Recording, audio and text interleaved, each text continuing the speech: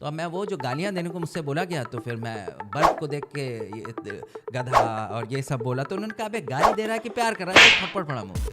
फिर मैंने कहा अच्छा सर, जो आप बोलोगे सर वही बोलूँगा। तो उन्होंने बोला अच्छा ये गालियों की लिस्ट है, अब ये बोलो, तो कल रट के आना, ये 15 सीरियल ऑर्डर में होनी चाहिए।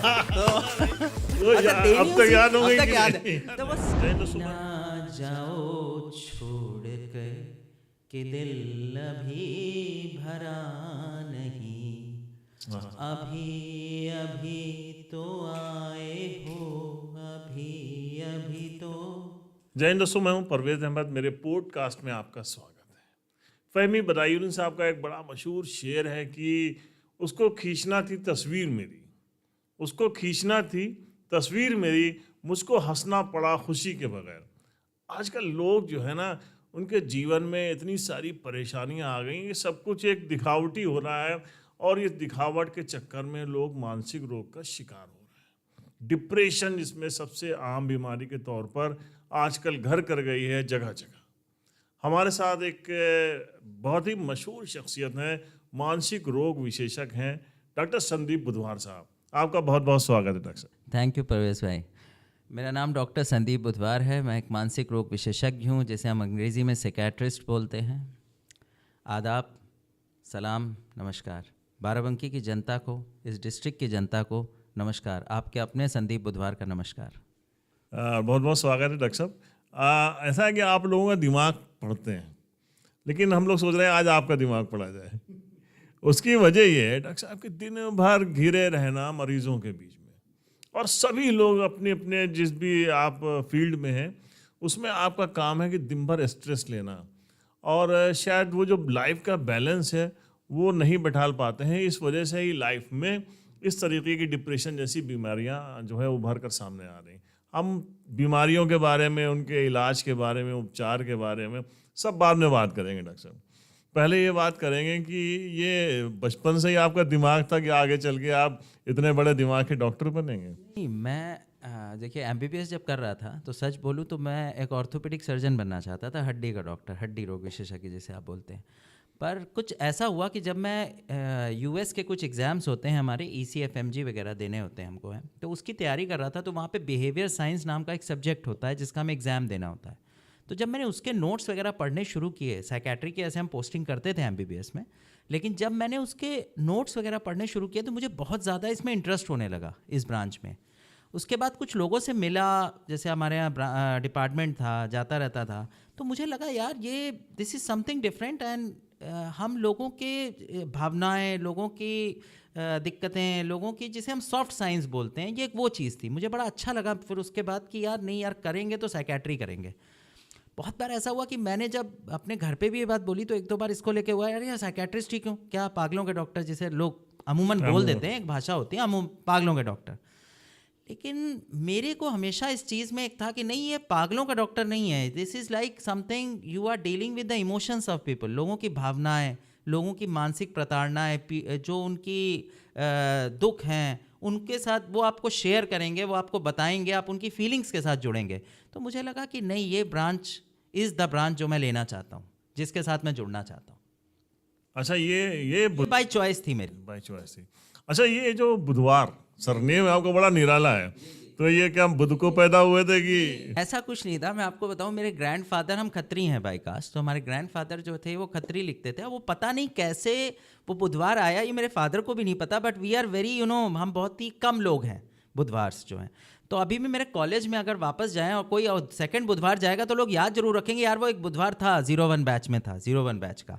तो इसलिए थोड़ा सा ये है, पर इसका मुझे एक फ़ायदा भी हुआ जब ये मैंने उस समय, और वैसे अपने जो मैं एकेडमिक डेज में ये सब नहीं था मुझे पता, लेकिन जब मैं इसमें उतरा तो लोग मुझे बड़े आसानी से जान गए, अरे वो डॉक्टर बुधवार बैठते हैं, आसानी से याद हो गया लोगों को। शायद इसका मुझे एक प्लस पॉइंट और एडवांटेज मिला। अच्छा, क्लास में जब पढ़ते होंगे तो बच्चे नहीं कुछ? बहुत बार ऐसा होता था कि कई लोग टीचर्स भी नहीं पढ़ पाते थे। और क्या होता था कि जब हम महाराष्ट्र में थे, तो मुंबई में, तो वहाँ पर हमारे सरनेम पहले लिख देते हैं वो आपके फ्रंट नेम से। जैसे मेरा नाम संदीप बुधवार है तो वहाँ बुधवार, तो वहाँ पे नाम उन्होंने मैं कर दिया बुधवार संदीप। तो अब वहाँ पे हर आदमी ये सोचता था मेरा नाम बुधवार है क्या, तो तो मैं कहता नहीं यार इन्होंने सरनेम मेरा आगे कर दिया, मैं क्या करूं, बुधवार संदीप हो गया।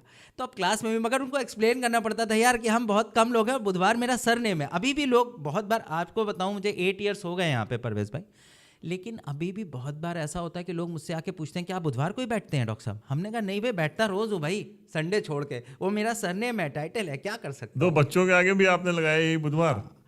For that I am proud. For that I am proud.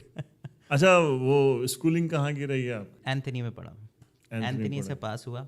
उसके बाद 11th 12th। और मदर आपकी आनंद भवन में मेरी टीचर मदर आनंद भवन में टीचर थी और काफ़ी स्टूडेंट्स को उन्होंने पढ़ाया है यहाँ के।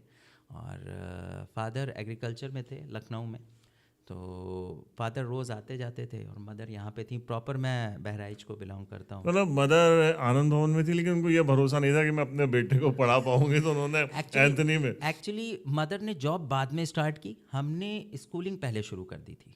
अच्छा अच्छा। हमारी स्कूलिंग पहले शुरू हो गई थी और मदर ने बाद में ज्वाइन किया। कैसे बच्चे थे, शरारती की? I was average good guy, मतलब बहुत ज़्यादा शरारती नहीं। क्रिकेट में बड़ा इंटरेस्ट था मुझे और क्रिकेट खेला भी। और लेकिन उसके बाद आप जानते हैं जैसे आप एक स्मॉल टाउन से आते हैं जब, तो आपके पेरेंट्स को एक अपेक्षाएं होती हैं, दे हैव अ फीलिंग कि नहीं मेरा बेटा कुछ अच्छा करे और एकेडमिकली साउंड रहे। तो फिर स्पोर्ट्स साइड में हो गया, फिर पढ़ाई को एक तवज्जो मिलनी शुरू हो गई और उससे फिर लगा कि नहीं यार इसी में कुछ अच्छा करना है। 01 में मेरा सिलेक्शन हुआ था all India medical entrance exam में। और उसकी भी आपको एक छोटी सी कहानी बताता हूँ कि 2001 की बात है, तब इंटरनेट आया था और बहुत कम जो था ये आपके नेट सर्फिंग की जगह होती थी और बहुत स्लो इंटरनेट बाराबंकी में तो चलता ही नहीं था। तो मुझे अपना रिज़ल्ट देखने के लिए वाजपेयी जी की दुकान है जो बुक्स की दुकान है, ये चौराहे के ऊपर छाया पे, तो वो ऑल इंडिया का रिज़ल्ट देखने के लिए मुझे काफ़ी देर तक इंतज़ार करना पड़ा था। मुझे ये पता चल गया था मैं सेलेक्ट हो गया बुक मार्ट वाले से लखनऊ में, फ़ोन पे पूछ लिया था लैंडलाइन से फादर ने। पर वो रिज़ल्ट देखने के लिए मैं, संडे का दिन था और शाम को 5 बजे एक हिंदू करके पेपर आता है दिल्ली का, उसमें वो रिज़ल्ट निकलता था। तो मैं स्पेशली साइकिल चला के गया, यहाँ से दौड़ता हो गया साइकिल से। मैंने कहा अब लखनऊ तो मिलेगी नहीं, उस समय कन्वेंस इतने ईजी नहीं थे जितने आज हो गए, आज से 20 साल पहले की बात बता रहा हूँ। तो मैं उनके पास गया और उन्होंने मुझे बोला हाँ रिज़ल्ट तो हाँ आ तो गया है हिंदू पेपर। मैंने कहा यार मुझे दे दो यार प्लीज़ अंकल दे दो, मुझे देखना है। तो उन्होंने मुझे बोला कि अच्छा 100 रुपये लगेंगे। तो हमने कहा अंकल 50 लाया हूँ। कहता अच्छा 50 रुपये लगेंगे लेकिन अगर देखने के बाद पैसे दूंगा नहीं वापस। मैंने कहा नहीं अंकल जो भी होगा। मेरे मन में था कि यार हो तो गया, पता है कि अगर नहीं गलत भी हुआ तो पैसे तो चले जाएंगे। देखा तो उसमें मेरा रोल नंबर था, तो बड़ा खुशी हुई थी उस दिन, क्योंकि तो उम्मीद थी मतलब कि सिलेक्शन हो जाएगा। हाँ, जब पढ़ाई कर रहे थे तो फोकस आपका था मेडिकल लाइन पे ही? मेडिकल लाइन पे था। तो पेरेंट्स भी चाहते थे कि नहीं संदीप तुम इस लाइन को चुनो, इसमें जाओ। और फिर ये था कि देखिए वो जो दौर था और आज का जो दौर है उसमें एक फ़र्क ये है कि तब हम अपने पेरेंट्स की बातें मानते थे, वो जो कहते थे हम उस हिसाब से ही काम करते थे। आजकल तो होता है ब्रांचेस भी इतनी आ गई हैं और लोग अपने रे ऑफ इंटरेस्ट बच्चे ज़्यादा दिखाते हैं। अच्छा, बड़ा मुश्किल था उस दौर में, कोचिंग अच्छी नहीं बहुत, होती थी। मैं आपको बताऊं उस दौर के बारे में। मैं कभी कभी जो मेरे पास यहाँ पर बच्चे आते हैं आज के डेट के जो तैयारी कर रहे हैं, तब बाराबंकी में लाइट बहुत कम आया करती थी। अगर आपको तो परवेज भाई पता होगा, पता चला पेट्रोमैक्स एक चीज़ हुआ करती थी, मैं हर से बोलता हूँ, उसको जला के उसमें वो लगाते थे, एलिमेंट उसका होता था और वो जलता था और वो आंगन में रख के पढ़ना रात में। उसके चारों तरफ जो हैं वो कीड़े मकोड़े आना और वो उससे भी झेल के, और लाइट कम रहा करती थी। तो वो सब एक दौर अलग था। मतलब मुझे लगता है कि मगर एक चीज़ मैंने हमेशा लाइफ में मानी है कि अभाव का प्रभाव होता है। इंसान की ज़िंदगी में जब कमियां होती हैं तो वो उन कमियों से लड़ के बहुत अच्छे से आगे बढ़ता है। इंस्पिरेशन मिलता है कि अब यार कुछ करना है, इन सब से, है ना। और मैं मानता हूँ कि इसीलिए स्मॉल टाउन के बच्चे ज़्यादा अच्छा कर जाते हैं as compare to big town, because उनके पास वो लग्जरीज़ नहीं है लाइफ की, जो लग्जरीज़ बड़े टाउन में लोगों के पास शायद अवेलेबल हैं और शायद उनको बड़ी आसानी से वो चीज़ मिलती हैं। वो हम लोग को नहीं, उस समय we were not getting those things. तो मुझे लगता है कि वो जो अभाव था उसने ज़्यादा। फिर कॉलेज कौन सा मिला आपको? फिर मैंने मुंबई चुना, मुंबई। उसके बाद फिर यूजी पीजी सब वहाँ से किया। और रैगिंग हुई? रैगिंग हुई। और कोई ऐसा कुछ याद है आपको जो आपके साथ हुआ कि यार कहाँ फंस गए आगे यार? अब प्रॉब्लम क्या होती है कि जैसे मेडिकल कॉलेज का जो फर्स्ट ईयर होता है ना, हम लोग ऑल इंडिया से हर कॉलेज में लगभग 15-20 लोग जाते थे, तो हमारा 180 का बैच था। तो वहाँ मराठी बहुत थे, तो हम लोग की जो रैगिंग होती थी वो सिर्फ ऑल इंडिया के बच्चे जो नॉर्थ इंडियंस पहुँचते थे सेलेक्ट होके वही ले सकते थे आपस में। तो उसके अंदर अजीब अजीब तरीके का था, गालियाँ देना होता था। तो मुझसे एक एपिसोड आपको बताता हूँ कि अब मैं यहाँ से गया था तो मैं गालियाँ, जैसे बल्ब लगा इसको गालियाँ देनी थी, तो मुझे गालियाँ वही वाली आती थी, कुत्ता, कमीना। तो अच्छा, वो तेरी माँ का साका नहीं? वो सब आता नहीं था, वो पता ही नहीं था, वो छोटी छोटी। तो अच्छा, वो उस समय क्या आप समझ रहे होंगे कि एक शाई टिमिड सॉर्ट ऑफ लड़का जो पहुंच गया है कॉलेज, और उसके बाद अच्छा गालियाँ सुनते थे पर देते नहीं थे मुँह से, क्योंकि उस बैकग्राउंड या आप जो भी बोल रहे हो उसको उस कल्चर में नहीं इतना अच्छा नहीं रहे। तो अब मैं वो जो गालियाँ देने को मुझसे बोला गया, तो फिर मैं बल्ब को देख के ये गधा और ये सब बोला, तो उन्होंने कहा अबे गाली दे रहा है कि प्यार कर रहा है, तो एक थप्पड़ पड़ा मुंह पे। फिर मैंने कहा अच्छा सर, जो आप बोलोगे सर वही बोलूँगा। तो उन्होंने बोला अच्छा ये गालियों की लिस्ट है, अब ये बोलो, तो कल रट के आना, ये 15 सीरियल ऑर्डर में होनी चाहिए। तो अच्छा देनी अब तक याद हो गई? अब तक याद है। तो बस उसी सीरियल में मुझे देनी थी। तो मेरा एक फ्रेंड था जो कि अब पीडियाट्रिशियन है जयपुर में, तो वो उसको मैंने बोला यार, उसका नाम जावेद था। तो मैंने कहा देख यार जावेद, वो मैं रूम पार्टनर थे, मैंने कहा कि देख यार ऐसा है कि हम दोनों जो हैं ये गालियाँ जो रट लेते हैं और सीरियल ऑर्डर में एक दूसरे को सुनाएंगे, क्योंकि इसी में देनी है हमको सुबह है, तो तू ये रट ले, मैं भी ये रट रहा हूँ, और एक दूसरे को रिवीजन कराते हैं। तो मोटिव पढ़ाई नहीं, मोटिव ये था कि सुबह सीनियर का थप्पड़ नहीं खाना फिर से जाके। तो फिर आपस में सुनाई एक दूसरे को और जो है रिवीजन करा, वहाँ जाके हो गया। तो सीनियर भी खुश हो गया, हाँ भी पूरे सीरियल ऑर्डर में उसने गाली दी है वो सारी। तो वो जैसे आपने बचपन की जो पढ़ाई की वो आगे जाके काम आई, तो ये गालियाँ कभी काम आई, कहीं निकालना पड़ा आपको? मैं हमेशा कहता हूँ कि रैगिंग जैसे बहुत नहीं होनी चाहिए, पर होनी चाहिए, क्योंकि that makes you strong from inside. जो सीनियर्स होते हैं बड़े अच्छे होते हैं, वो उस समय आपकी रैगिंग तो लेते हैं, बट वो आपकी केयर भी बहुत करते हैं। वो आपकी एक तरीके से they are like a protector for you. वो आपको हर चीज़ बताएंगे कि कौन सी चीज़, कौन सा टीचर, कौन सा सब्जेक्ट, कौन सी बुक पढ़नी चाहिए। They help you also. तो ये जो रैगिंग होती है ना, अगर फिजिकल नहीं है और बहुत ज़्यादा कोई वो सब नहीं है, तो मुझे लगता है कि वो आपको एक बॉन्डिंग कराती है अपने सीनियर्स के साथ, ओपन कराती। क्योंकि जब आप बाहर जाते हैं कॉलेज में पढ़ने के लिए, तो आप यूजुअली जो हैं वो अलग रहते हैं अपने माँ बाप से, आपको सारी दिक्कतें खुद ही झेलनी होती हैं, तो वो आपको इंटरनली स्ट्रांग बनाता है। तो फिर वो रैगिंग जो है, वो जो गालियाँ थी, वो कभी सिस्टम के खिलाफ निकली कि हम जो फेस करते हैं अक्सर जाके, ये ऑफिसेस में गए छोटा सा काम कराना? बहुत बार। फिर तो हर जगह वो यूज ही होती रही कॉलेज में यूज़ होती रही, फिर अपने जूनियर्स को इम्पार्ट की गई। तो वो मगर उसे बोलते हैं ना, उसने अंदर से बहुत स्ट्रॉन्ग किया। वो जो एक सिस्टम वाला मामला बताइए। आप एक बार कह रहे थे कि कहीं आपको जाना था और मामला फंसा था बहुत ज़्यादा आपका। मैटर ये था, मैं आपको बताऊं कि एक बार मुझे अपना जो था एक सर्टिफिकेशन कराना था, तो उसके अंदर जो वहाँ का अधिकारी होता है उससे साइन कराना था। तो एक आईएएस साहब थे, तो मुझे आपके डोमिसाइल सर्टिफिकेट पे, तो उनके पास मुझे एक इंस्पेक्टर साहब थे, वो ले गए और उन्होंने मुझे पहले बहुत देर सिर्फ उसको सर्टिफाई करना था, उनको मुझे बहुत देर बैठा के रखा और फिर मैं अंदर गया। हाँ, तो अंदर गया तो उन्होंने बैठाने के बाद, या तो उनके पास पूरे मेरे पेपर्स थे, पहले ही मना कर देते। उसके बाद मुझे बोला कि आप किसी से भी जाके कराइए, मैं नहीं करूँगा, मैं आपको कैसे जानती हूँ, जबकि उन्होंने बताया कि इनको मैं जानता हूँ। तो उन्होंने बोला कि आप किसी से भी करा सकते हैं जाके, क्या ज़रूरत है आप हमारे पास ही आया कराओ, मेरे पास टाइम नहीं है।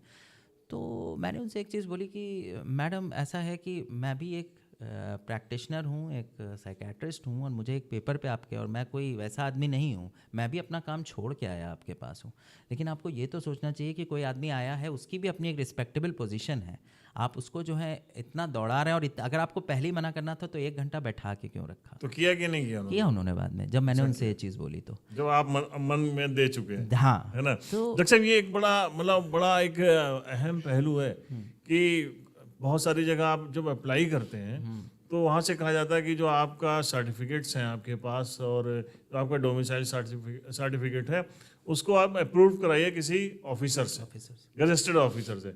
उसके पास जाते हैं तो वो कहता है मैं आपको पहचानती नहीं हूँ या पहचानता नहीं हूँ। जब आप सारे सर्टिफिकेट्स दिखा रहे हैं और पता है कि वहाँ पे लगना है, तो ये व्यवस्था की एक खामी है। पर अब वही कहते हैं ना, हमारा सिस्टम ऐसा है, हम इसको क्या कहें। और जो आदमी उस पद पे या उस पोस्ट पे बैठा होता है, तो वो जिसे बोलते हैं ना कि वो सोचता है कि नहीं यार अब तो हम सब कुछ हम ही हैं। अच्छा, एमबीबीएस करने के बाद फिर आपने डिसाइड किया कि अब आप जो है एक साइकियाट्रिक बनना है आपको। हाँ, एमबीबीएस के बाद एमबीबीएस के बाद। उसके बाद हुआ। उसके बाद अच्छा, फिर आप तो मुंबई चले गए थे, वहाँ जॉब कर रहे थे? नहीं, उसके बाद जब मैंने पोस्ट ग्रेजुएशन कंप्लीट कर लिया तो मैं कुछ समय के लिए अपने सर के साथ था। तो उस समय एक जिसे आप बोलते हैं कि थोड़ा सा कंफ्यूजन स्टेट में था कि मैं वापस आऊँ कि नहीं आऊँ। तो मैंने जब डीएनबी कंप्लीट किया अपना, तो फिर लगभग 2-3-4 महीने मेरे दिमाग में ही रहा कि मैं क्या करूं, क्योंकि एक लाइफ गुजार ली थी वहाँ पर और सर्किल भी था। और मेरे जो सर थे डॉक्टर माचिस वाला, he was one of the renowned psychiatrist of Mumbai. तो उनके साथ काम करना अपने आप में बहुत ही प्रिविलेज की बात थी। और sir always use to care for me कि यार संदीप तुम क्या करोगे, आगे जाना चाहते हो? मैं कहता था सर कि सर कहते थे no you should be in this city, आप यहाँ रहो, ये अच्छा है। पर एक समय आया ना कि पेरेंट्स भी इधर थोड़ा एज होती जा रही थी, सिक रहने लगे थे फादर खासकर। और उसके बाद उनकी मर्ज़ी थी कि मैंने काफ़ी समय गुजार लिया, तो now I should come back. तो फिर लगा कि जब उनकी मेडिकल कंडीशंस थोड़ी वर्स्ट होती चली गई, लगा कि नहीं नाउ ही रिक्वायर्स मी। तो मैंने फाइनली सोचा कि let's move back to my home town. It was मतलब मैं बोलूँगा बहुत टफ था वो। तो उस वक्त आपने करियर से ज़्यादा प्रायोरिटी दी पेरेंट्स को, जो कि होनी चाहिए और आजकल लोग कम करते हैं। पर मैं बोलता हूँ कि वो एक एसेट है लाइफ में। हम कमा तो बहुत कुछ लेते हैं, कमा भी लेंगे, अगर हम में काबिलियत है, हमें क़ुव्वत है, हमें चीज़ों को करने के हुनर है और अकल है, तो हम कर भी लेंगे। लेकिन parents will never return back, मेरा मानना है। और शायद कहते हैं बच्चा बूढ़ा एक समान, वो आपकी उन्होंने जब आप छोटे थे तो केयर की है, तो नाउ अब उनकी केयर करना चाहिए भी हमको। एंड अच्छा, मैं इसमें एक और चीज़ आपको बताना चाहूँगा, ब्रिंगिंग मी बैक, यहाँ वापस लाने में my wife has been instrumental. मैं आपको मैं डॉक्टर साहब वहीं पे आने वाला था कि अमूमन दिखता है कि एक डॉक्टर की वाइफ जो होती है वो भी एक प्रैक्टिशनर ही होती है, डॉक्टर होती है। आपकी वाइफ जो है वो हाउस वाइफ का रोल अदा कर रही हैं और पेरेंट्स की, आपके बच्चों की केयर कर रही हैं। तो उनका कैसे पर्दापरण होता है आपकी लाइफ में, एंट्री कैसे होती है? मैं बाराबंकी आया हुआ था बॉम्बे से कुछ समय के लिए, और मेरी वाइफ के कुछ रिलेटिव्स जो हैं वो बाराबंकी लखनऊ में रहते हैं। मतलब वो तो बॉर्न एंड ब्रॉट अप वहाँ पर हैं, पर उनके कुछ रिलेटिव्स, क्योंकि मेरे फादर इन लॉ बिलोंग करते हैं लखनऊ को ही, तो वो मैं यहाँ से 68 में माइग्रेट कर गए थे। तो उनके कुछ रिलेटिव्स हैं तो वो यहीं रहते हैं, तो वो यहाँ आई हुई थी। तो उसकी भी आपको बहुत अच्छी स्टोरी एक बताऊँगा। तो किसी हमारे जैसे होता है ना रिलेटिव्स कोई आते हैं हमारे यहाँ भी, तो उन्होंने बताया कि उनकी डॉटर है, अगर संदीप की मैरिज हो तो देख लो। तो I first met my wife at Royal Cafe Lucknow. तो ऐसी मम्मी ने बोला चलो देख लेते हैं कैसी हैं, तो वो लखनऊ में थी तो हम मिलने चले गए। तो जब मैं वहाँ मिला तो वो तब जेट एयरवेज़ में जॉब करते थे। तो अब मैं मिला तो मेरे फादर मदर मिले, हम भी मिले। अच्छा, वो थोड़ी कैजुअल सी मीटिंग थी और उसके बाद डिनर साथ किया। तब मैंने उनसे फ़ोन नंबर मांगा तो उन्होंने मुझे अपना नंबर नहीं दिया, पर उनको ये पता था मैं भी बॉम्बे में हूँ, वो भी बॉम्बे में है, नंबर नहीं दिया उन्होंने मुझे। तो उन्होंने बोला कि अब उनके मन में शायद उस समय रहा हो कि पता नहीं कहीं फ़ोन ना करने लगे बाद में, तो उन्होंने मुझे अपना ईमेल आईडी दे दिया कि कुछ हो तो इस पर मेल करना। मैंने कहा अरे, तो फिर हम कुछ समय तक मेल पे ही चैट करते रहे। मुझे बड़ा अंदर से क्यूरियस होता था, मैं कुछ भेजता था कि कब आएगा वहाँ से। तो इट वाज लाइक एक इम्तिहान ले रही थी। हाँ, इट वाज लाइक फिर थोड़े समय में मुझे लगने लगा कि yes she is the girl जिससे मैं चाहता हूँ शादी करना आगे। और फिर जैसे नॉर्मल इंडियन फैमिलीज़ में होता है, थोड़े बहुत ऑल्टरकेशंस होते हैं, थोड़े बहुत फ्रिक्शंस होते हैं, बस वो फ्रिक्शंस हुए। And ultimately I was very adamant that I wanted, क्योंकि मेरे फादर चाहते थे कि मैं किसी डॉक्टर से करूं, बट मेरा मन था कि मैं चाहता था कि मैं कुछ ऐसे से करूं जिसके साथ मैं शाम को आऊं तो कभी और भी कुछ बात करूं डॉक्टरी के अलावा छोड़ के। तो वो नी पे बैठ के वो इजहार करने वाला वो सीन नहीं हुआ? वो नहीं हुआ, पर हाँ ये रहा कि बहुत बार दौड़ाया भगाया गया अच्छा, आपको अगर भाभी को कोई गाना डेडिकेट करना हो तो कौन सा गाना करेंगे? मुझे एक ही गाना बहुत पसंद है, अभी ना जाओ छोड़कर। आय हाय, कि दिल डॉक्टर अभी साहब 2 भरा लाइन, नहीं। लेकिन मैंने कहा था आप दिमाग के डॉक्टर, लेकिन हम लोग आज आपके दिमाग से खेलेंगे। तो गुनगुना के। वो एक गाना है जो मैं हमेशा कभी भी, और मुझे उसमें देव साहब बहुत स्मार्ट लगे हैं, तो और वो गाना मैच भी कर रहे हैं हाँ आपसे। मैं हो जाए डॉक्टर साहब, हो जाए आज। वो मेरी लाइफ मेरा सबसे फेवरेट सॉन्ग है। हाँ ठीक है, हम बहुत अच्छी आवाज नहीं है। Okay the voice. अभी ना जाओ छोड़ के कि दिल अभी भरा नहीं, अभी अभी तो आए हो, अभी अभी तो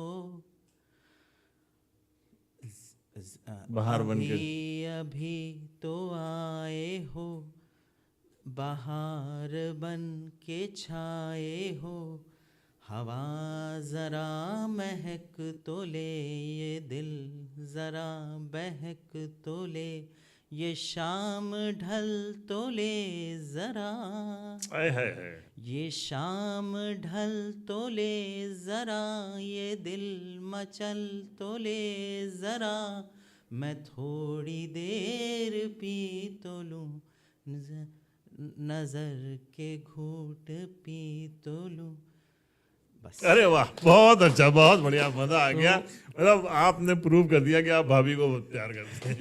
ये सॉन्ग है जो मुझे बहुत पसंद है और मैं अक्सर इस सॉन्ग को सुनता हूँ। और फिर 2011 हमारी शादी हो गई। तब तक मेरी वाइफ जेट एयरवेज़ में ही थी। 13 में हमको किड्स हुए, ट्विंस अबीर और इशित। तब तक हम बॉम्बे में ही थे और उसके बाद वाइफ को जॉब छोड़नी पड़ी बिकॉज किड्स को देखना था। दोनों बेटे थे और दोनों ट्विंस थे। फिर 14 में ऐसा हुआ कि फादर थोड़ा बीमार हुए, उनको इलनेस हुई, हार्ट की प्रॉब्लम्स रहीं। तो एक शाम को मैंने ऐसी ही, वाइफ ने मुझसे बोला कि तुम बहुत स्ट्रेस्ड आउट रहते हो क्योंकि पापा बीमार रहते हैं वहाँ, तुमको ये भी सोचना पड़ता है। तो उसने बोला कि चलो वापस चलते हैं, बिकॉज यहाँ पे भी रहोगे तो तुम काम नहीं कर पाओगे, बिकॉज तुम उस तरह के आदमी नहीं हो, you are an emotional sort of guy. तुम वैसे वाले नहीं हो, प्रैक्टिकल सॉर्ट नहीं हो कि छोड़ो चीज़ें हो गई जाने दो क्या करना है, तुम परेशान रहोगे, लेट्स मूव बैक, चलते हैं बाराबंकी। मैंने कहा कि मेरे लिए तो आसान होगा क्योंकि मैं तो वहाँ बॉर्न एंड ब्रॉट अप हूँ, but you have never lived in Barabanki. उसने बोला कोई बात नहीं, तुम रह लोगे मैं भी रह लूँगी, it's okay, let's move back. हमें बिकॉज मैं उससे नहीं एक्सपेक्ट करता था ये चीज़, क्योंकि वो तो बॉर्न एंड ब्रॉट अप है मुंबई में, ये प्रॉब्लम होती है, यही प्रॉब्लम। तो मैंने कहा कि ठीक है, one fine day we made a move. मैंने कहा तुम चलो, मेरे 3-4 महीने अभी बाकी हैं DNB तो करने वो के बाद। महानगर मुंबई, जी, बॉम्बे तब था, जी। महानगर बॉम्बे से आके एक छोटे से नगर बाराबंकी में प्रैक्टिस करना। हाँ। तो शुरू में कैसी, क्या क्या आपने फेस की प्रॉब्लम्स? बहुत सारी प्रॉब्लम्स तो मैं नहीं बोलूँगा। I am very thankful to this city actually Parvez भाई, I am very thankful to the people of Barabanki. मैं बहुत शुक्रगुजार हूँ इस शहर का कि मैं शहर को इतने समय बाद आया, लेकिन मुझे लगता है इस शहर ने मुझे बहुत प्यार दिया, बहुत एक्सेप्ट किया। मैं आज भी बोलता हूँ। स्टार्टिंग में कैसे क्या? मैंने मेयो मेडिकल कॉलेज ज्वाइन किया क्योंकि उस समय थोड़े मॉनेटरी बेनिफिट्स की ज़रूरत थी, तो वो ज्वाइन किया। उसके बाद मैंने अपनी प्रैक्टिस धीरे धीरे शुरू करी, लोगों से मिला। अच्छा, मैं जहाँ था बॉम्बे में जिनके साथ, उनसे मैंने कुछ गुण सीखे थे। उन गुणों में से एक गुण ये था कि लोगों के साथ मिल के रहना, मिलनसार रहना। और दूसरी चीज़ क्या, उन्होंने मुझे बोला कि पैसा कमाने के पीछे नहीं भागना, मेहनत करना, लोगों से ताल्लुकात बनाना, लोगों को ठीक करना, पैसा तो अपने आप आएगा तुम्हारे पास। अच्छा डॉक्टर साहब, एक बिल्कुल बहुत अच्छी बात, ये जो मतलब कहते हैं ना कि एक डॉक्टर के पास आदमी जाता है और जब उससे मिल के आता है, और कोई डॉक्टर कोई ऐसा होता है जो उससे मीठी मीठी बातें करता है, तो 50% तो वहीं से ही हो जाता है पेशेंट। बड़ा कुछ डॉक्टर बड़ा रूडली और बात करते हैं, और खासकर आपकी फील्ड में तो उसमें तो बहुत काउंसलिंग की जरूरत पड़ती है। सबसे बड़ा रहता है कि मेरा मानना है ना, ये मैं खुद भी ये चीज़ कहता हूँ और ये मैं सीख के भी आया कि आप एम्पैथेटिक रहिए, सिंपैथेटिक मत रहिए। एम्पैथेटिक का मतलब, जैसे मान लीजिए आपको कोई दिक्कत हो रही है, तो मैं आपके शूज़ में उस पैर को डाल के देखूं कि आपको क्या फील हो रहा है, आप किस दौर से गुजर रहे हो। सबसे ज़्यादा कैसे पेशेंट आते हैं आपके पास? मिक्स्ड है, पर मुझे लगता है आजकल स्ट्रेस रिएक्शंस के पेशेंट, डिप्रेशन के पेशेंट, बच्चों में बिहेवियर प्रॉब्लम्स ये सब बहुत देखी जाती हैं, बहुत ज़्यादा आते हैं ये जो है मरीज़। तो आप ये एक जी चीज़ मैं बोलना चाहूँगा, जब 15 के बाद मैं आया तो मैंने धीरे धीरे करके अपनी क्लिनिक जो है शुरू करी, पर मेरा मेन ध्यान था कि मुझे कहीं से अटैच नहीं होना, मैं अपना काम खुद करना चाहता हूँ। I want to make my name. ये जो एक अंदर से मेरे अंदर फीलिंग थी, मुझे लगा कि नहीं यार, अगर नाम बनाना है तो मुझे खुद ही बनाना है। मैं भागा दौड़ा, जैतपुर गया, फतेहपुर गया, जितनी छोटी यहाँ पे थी चीज़ें जहाँ पे लोग मुझे जाने कि मैं ऐसा कोई आदमी हूँ जो बैठता हूँ। क्योंकि आप जानते हैं साइकेट्री में यूजली लोग फेथ हीलर्स के पास ज़्यादा जाते हैं, हर धर्म के जैसे होते हैं ना, पंडित हैं, मौलवी हैं, उनके पास उनको लगता है कि भाई ये लोग जो हैं, क्योंकि ज़्यादातर लोग इसको मानते हैं भूत प्रेत की बीमारी किसी भी तरीके का हो। तो मैं उन लोगों से भी मिला, सच बोलूं तो मैंने उनसे बोला कि आप जो काम कर रहे हैं आप करते रहिए, मैं आपके किसी धर्म या किसी काम पे उंगली नहीं उठाऊंगा, पर अगर पेशेंट्स को ऐसी कोई दिक्कत, ऐसे लोग आपको मिलते हैं तो प्लीज़ उनको भेजिए, आप दुआ भी करिए, पूजा भी करिए, पर दवा ज़रूर कराइए उनकी। हाल दर हाल कुछ सालों में डिप्रेशन नाम की एक ऐसी बीमारी है जिसने बड़ी जबरदस्त तरीके से लोगों को ऊपर अपना असर दिखाया है।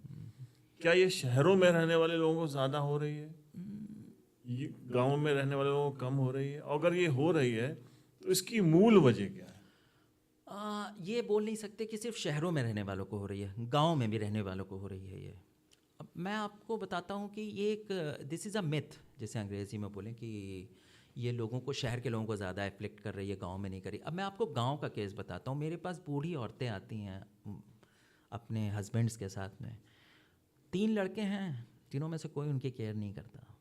ओल्ड एज डिप्रेशन जिसे मैं आपको बोल रहा हूँ, कोई बाहर रहता है, कोई अलग हो गया। गांव की बात बता रहा हूँ। पहले मैं सोचता था, जब आप सोचते हैं, मैं भी सोचता था जब मैं यहाँ आया कि यार हो सकता है गांव में चीज़ें कम हो, क्योंकि वहाँ पर जॉइंट फैमिली सिस्टम्स बहुत हैं कि लोग मिलजुल के रहते हैं। बट अब ये चीज़ें शायद ख़त्म होती जा रही हैं, क्योंकि हर इंसान अपनी अपेक्षाएँ, उसकी महत्वाकांक्षाएँ, उसके अपने सिस्टम्स, बिलीफ सिस्टम्स, और उसके बाद हर आदमी आज़ादी चाहता है, अपनी फैमिली के साथ रहना चाहता है। वो चाहता नहीं नहीं नहीं, वो भाई करे, ये भाई करे, वो भाई करे, हम नहीं कर पाएंगे। तो उस चक्कर में गांव में भी ये बीमारी बड़ी कॉमन होती जा रही है। जैसे पहले आप देखते थे जॉइंट फैमिली सिस्टम होता था, घर में किसी एक को प्रॉब्लम होती थी, पूरा घर खड़ा होता था। इट यूज टू, ये एक सॉर्ट ऑफ मोटिवेशन होता था उसको, जिसको प्रॉब्लम है और उसके साथ, जिसके साथ, उसके घर के जिसके साथ हो रही है, कि मेरे साथ लोग हैं, वो एक बूस्टर होता था उनके। पर आज वो सिस्टम अब कम होता जा रहा है, एकाकी लाइफ होती जा रही है जिसे हम बोलते हैं। अब लोग एकांत में अकेले हो गए हैं, अकेले में रहने लगे हैं ज़्यादातर। मोबाइल एक सहारा बन गया है लोगों का, वो एक फॉल्स वर्ड बन गया है, एक फेक वर्ड, जहाँ पे जो दोस्त हैं वो भी दोस्त नहीं है, पता नहीं है, वो लाइक्स भी सही की लाइक्स नहीं है। पहले लाइक्स क्या होती थी, लोग एक दूसरे से मिलते थे। जैसे जब आप और हम बचपने में ग्रो अप हुआ करते थे, तो हम लोग एक दूसरे से साइकिल चला के दौड़ के जाते थे दोस्तों से मिलने के लिए। चलो शाम का वक्त हो गया, चलो मिल के आते हैं, चलो इसके साथ जाते हैं, चलो वहाँ बैठते हैं, चलो एक दूसरे के साथ बैठते हैं, बात करते हैं। अब वो ख़त्म हो गया। तो डॉक्टर साहब, एक तो वो आपने बताया कि जो यूथ है 18 साल के 20 साल के, उन बच्चों या बच्चियों में हो रहा, जैसे आमिर खान की बेटी थी, ज़बरदस्त पेशेंट, वो डिप्रेशन की रही, मतलब फैसिलिटीज सारी सब कुछ है घरों में, उसके बाद डिप्रेशन। देखिए आजकल मैं बच्चों को बहुत देखता हूँ ये चीज़ों, लाइफस्टाइल बड़ा बुरा हो गया है बच्चों का, बहुत ज़्यादा। अब आप देखेंगे बच्चे आउटडोर गेम्स खेलना ही नहीं चाहते हैं। मोस्टली क्या बच्चों का लाइफस्टाइल हो गया, मोबाइल मिल गया उस पर गेम खेल रहे हैं, मोबाइल मिल गया उसके ऊपर बातें कर रहे हैं। बच्चों ने अपनी लाइफ को बड़ा कन्फाइंड कर लिया। जब से आप देखेंगे, जब से कोविड के बाद, पहले तो था ही, कोविड के बाद और ये चीज़ें बढ़ गई, क्योंकि बच्चों ने वो मोबाइल और वो जो लैपटॉप्स हैं और इनको ही, ये स्क्रीन को अपना फ्रेंड मान लिया है, और स्क्रीन में चलने वाली चीज़ों को अपना फ्रेंड मान लिया है। वो उन चीज़ों के साथ बाहर के एक्सटर्नल वर्ल्ड से जुड़ना ही नहीं चाहते हैं। बच्चों में इम्पल्सिविटी बढ़ गई है। क्यों? वो जो चीज़ें इसमें देखते हैं उनको लगता है ये रियलिटी है, बट वो रियलिटी नहीं है। अच्छा, कई फिल्म स्टार्स हैं, उन्होंने सुसाइड किया, घटनाएं हुई डिप्रेशन में जाके, तो ये क्या रीज़न सब आपको मिलते जुलते लगते हैं? ये देखिए जैसे फिल्म स्टार से, मैं तो मुंबई में रहा हूँ इतने समय, मुंबई में मुझे पता है इन लोगों का। देखिए क्या है, इन लोगों में फेलियर का डर बहुत ज़्यादा होता है, हमसे ज़्यादा। उसका रीज़न आपसे बताऊँ कि जैसे फॉर एग्जांपल आप ये सिस्टम चला रहे हैं और आपका सब कुछ अच्छा चलता रहे तो आप इसका रेंट भी निकाल लेंगे, प्रोग्राम्स भी करते रहेंगे, पर अगर ये डाउनफॉल होने लगे तो आपको एक बार लगेगा यार अब मेरा क्या होगा। जैसे फॉर एग्जांपल मैं क्लिनिक चला रहा हूँ, मान लीजिए मैं पेशेंट ठीक करता हूँ, पेशेंट आते रहे, ठीक है, जब अगर पेशेंट्स कम होने लगेंगे तो मुझे एक बार सताने लगेगा, अरे यार अब कैसे पूरा सिस्टम चलाऊंगा, मेरे पास 4 काम करने वाले स्टाफ हैं, ये सब कैसे होगा। इन लोगों के साथ क्या होता है ना, देखिए जैसे मूवीज़ हैं, चली तो चली, नहीं तो नहीं चली, बड़ी से बड़ी मूवी भी पिट जाती है। दूसरी चीज़, ये लोग जिस सोसाइटी में मूव करते हैं वहाँ पे एडिक्शन बड़ा कॉमन है, नशा कई तरह के, ये तो बहुत तरह के हैविली ये लोग नशे लेते हैं, किसी भी तरह से, कोई मरिजुआना ले रहा है, कोई कोकेन ले रहा है, ये लोग तो और इनकी बहुत सैचुरेटेड लाइफ होती है, उसमें कम लोगों से मिलना जुलना, ये लोग उस, और इनमें प्रेशर बहुत होता है, सोशल प्रेशर बहुत होता है, यार तुम ये करो। अब ये लोग जब ये सब चीज़ें करने लगते हैं और इनके फेलियर्स इनके सामने जब आने लगते हैं, तो ये लोग उस लाइफस्टाइल को बना के नहीं रख पाने का डर, उस लेवल पे रह पाने का डर, क्योंकि इनके अपने एक्सपेंसेस भी बहुत हैं। आप देखेंगे जितने फिल्म स्टार्स हैं जिन्हें सुसाइड किया, जिन अपार्टमेंट्स, जिन बंगलोज में जहाँ रहते थे, इनके रेंट्स, इनके लोगों के कैसे बहुत ज़्यादा थे। जब आप उस चीज़ को मीट नहीं कर पाते हैं, when you are not able to meet your expectations in life.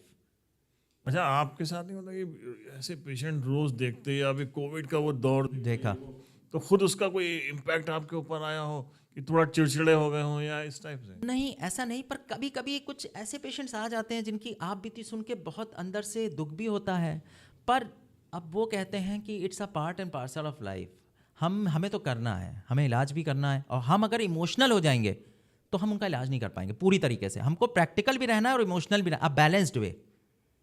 A psychiatrist has to deal with the patients in a balanced way. बहुत इमोशनली नहीं जुड़ना बहुत है उसके इमोशनली से। नहीं जुड़ना है। अच्छा डॉक्टर साहब, कई बार कहते हैं कि कुछ औरतें आती हैं बड़ी मक्कारी कर रही होती हैं अपनी फैमिली, उनको कैसे पकड़ते हैं आप लोग?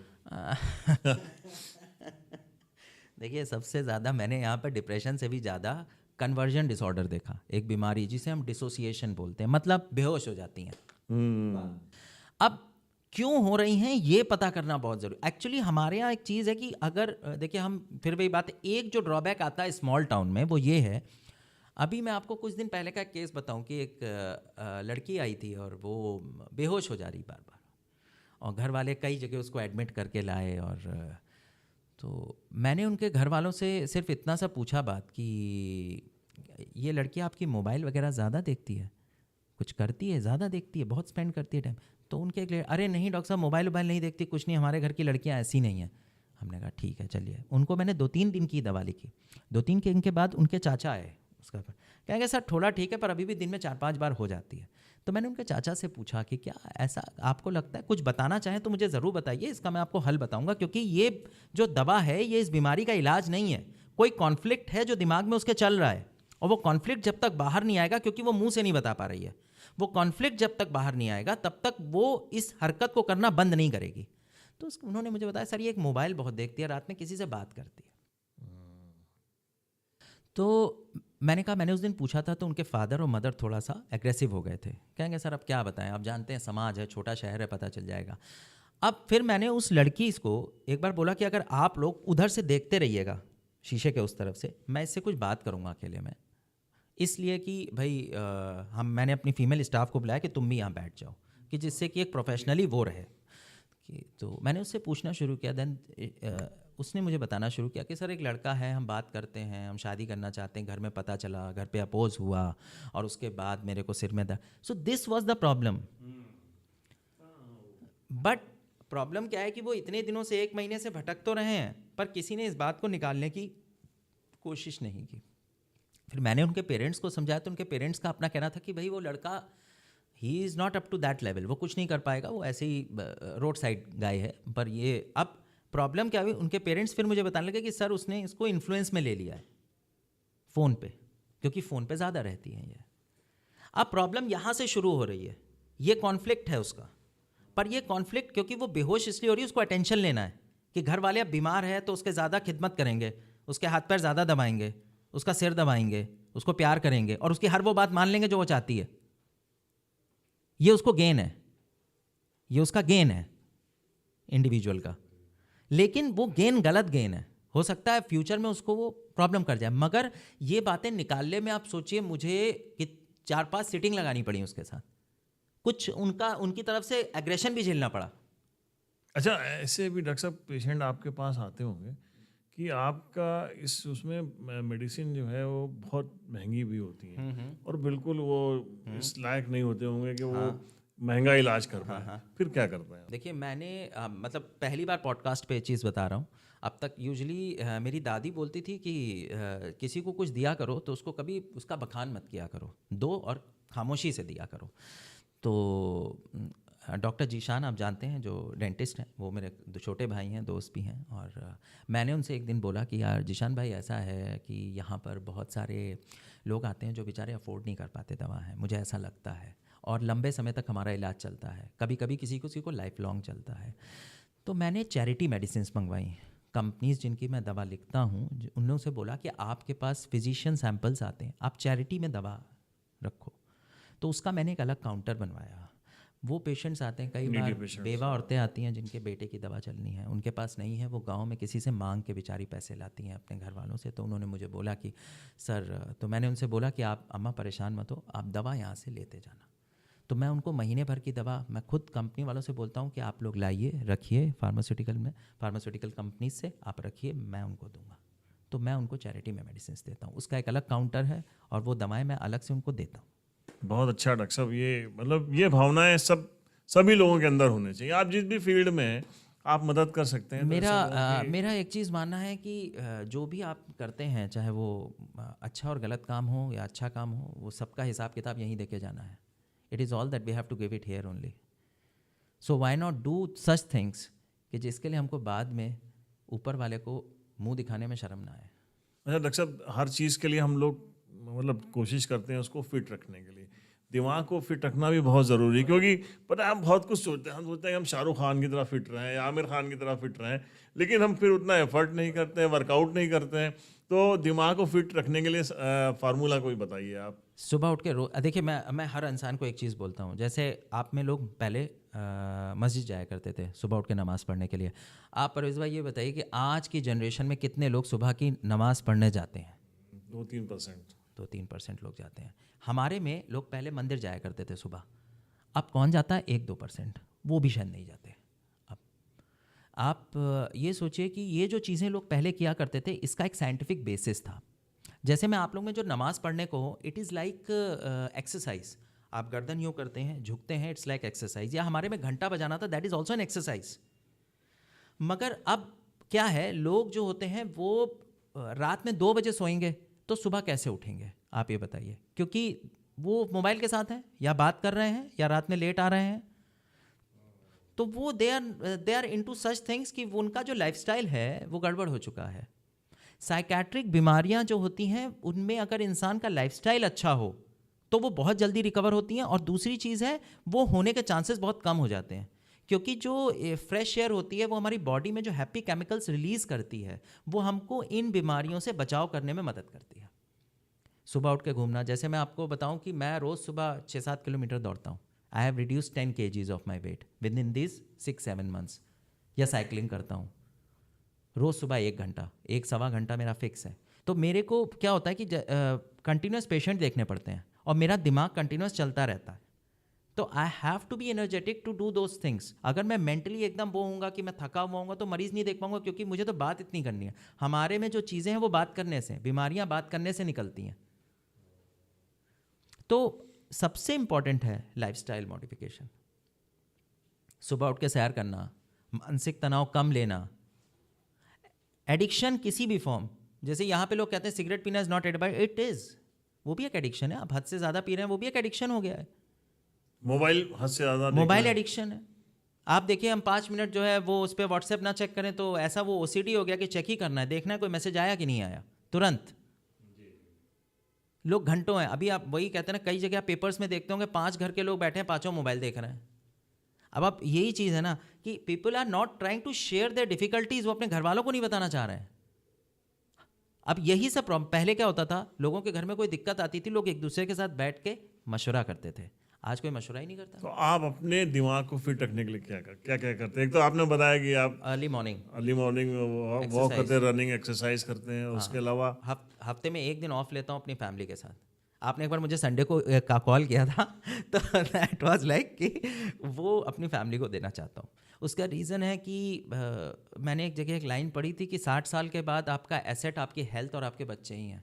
अगर लोग मुझे अब मैं 60 का हो जाऊंगा और कोई मुझे, आप भी मुझे मिलेंगे, परवेज़ भाई कहेंगे अरे डॉक्टर साहब तो आप पूछेंगे अच्छा सब सेहत ठीक रहती है ना डॉक्टर साहब, बच्चे क्या कर रहे हैं आजकल, यही दो जी, क्वेश्चन और एक्सकर्शनिस्ट भी बहुत ज़बरदस्त हैं, आप खूब घूमने जाते हैं। मुझे शौक है और मुझे पहाड़ों का बहुत शौक है। पहाड़ों का, आपसे, आप कश्मीर गए थे, आपसे इंस्पायर हो गया था मैंने, और उसके बाद ही मैं नेक्स्ट ईयर इस बार कश्मीर गया। तो मुझे है कि पहाड़ों पे जाने का बहुत शौक है। आई लव, मुझे ट्रैवलिंग का बहुत शौक है, पर सबसे बड़ा है कि अब बिकॉज ऑफ वर्क मैं ट्रैवल नहीं कर पाता हूँ। मगर जब भी मुझे मौका मिलता है, मुझे किसी, I am not an alcoholic, मैंने आज तक कभी टच नहीं किया और मुझे और कोई शौक़ नहीं है।